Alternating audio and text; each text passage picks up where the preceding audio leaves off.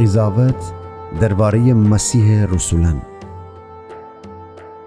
پس شما وسیع اپولوس و مرا مسیح خدمتگزاران بدانید که خدا رازان آشکار کردن امره جه الهی برکتن شما را بهره فدیم. ایت خدمتگزار جه همه چی مهمتر از وظیفه داره که خو ارباب دستوران تمام کمال انجام بده. اصلا آیا من خورم خدمتگزار بوم؟ خواهم بدانم که میره اندر مهم نیه که شما یا ایت ده مره چطور قضاوت کنیدی. حتی می نظره میره مهم نیه، هرچند می وجدان راحتی سه، ولی امره بیگناه چنگ کنی. خداوندی سه که مره امتحانو می درباره قضاوت کنی.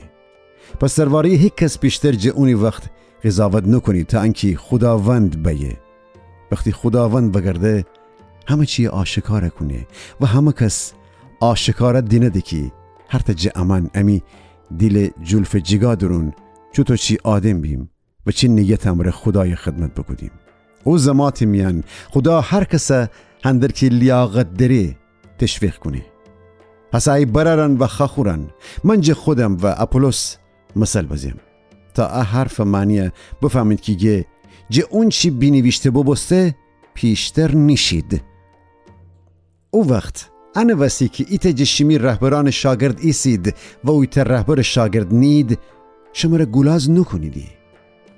چی وسی اندر شما را گلاز کنیدی؟ مگه هرچی دریدی جه خدا نیفتیدی؟ پس اگه اتویه چی وسی ایجور کرده کار کنیدی که انگار شمی حق سایم را ایچی بدست باوردیدی؟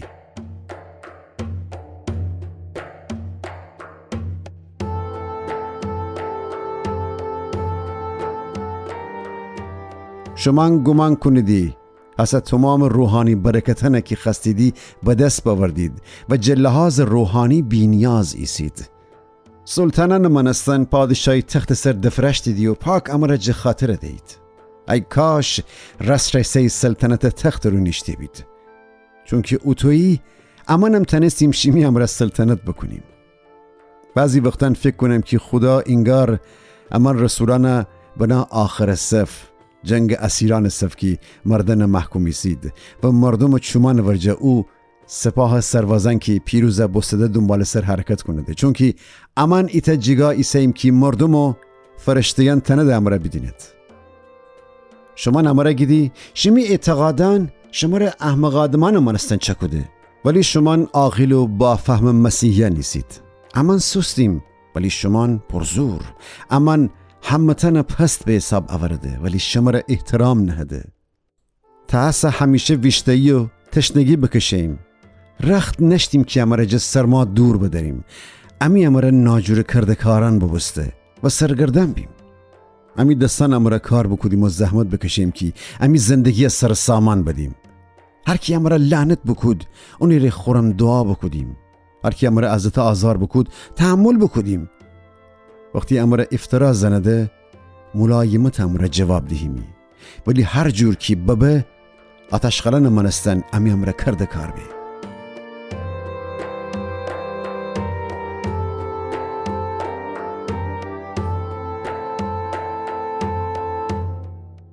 من اشنا نویسم که شما را خجالت بدم، بلکه خواهم شما را می جان و دیل زکن منستن نصیحت بکنم و رسرسه شما را نشان بدم، چون که هرچند هزار تا روحانی معلم بدارید ولی فقط ایتا پیر دارید و اونم منم، چون که من بوم که انجیل پیغام شما را فرسنم و شما را مسیح عیسی ور هدایت بکدم. بس شما را التماس کنم که می جاب بموجید و می منستن کرده کار بکنید.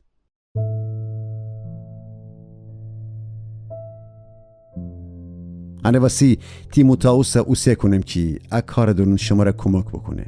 اونجا اوشه نیسته که می گبانم را مسیح عیسی ایمان بورده و میره ایت زاک منستن عزیز و امینیسه. او آموجیانه که همه تجیگا کلیسایان درون فدم چی می خاطر اوره. دنم که ای دیجه شما مغرور ببستیدی. حتی گمان کنید که ای ورده شمی دین ره نیم، ولی من ایم و اگه خدا بخواه پر زمات دی بکی ایم کی بدینم ام مغرور آدمان فقط تنده شلوغ را تاوده دیان کی رست سیج خدا ور ایتا قدرت صحابی ست. چون که وقتی این فر ادعا داری که خدا اونی دیل درون پادشاهی کنه وسی خو کارا نمره اونا نشان بده، نه فقط خو گبا نمره. اصلا شما انتخاب بکنید دوست داریدی تنبیه و ملامت وسی شمی ورجا بیم یا محبت و فروتنی وسی.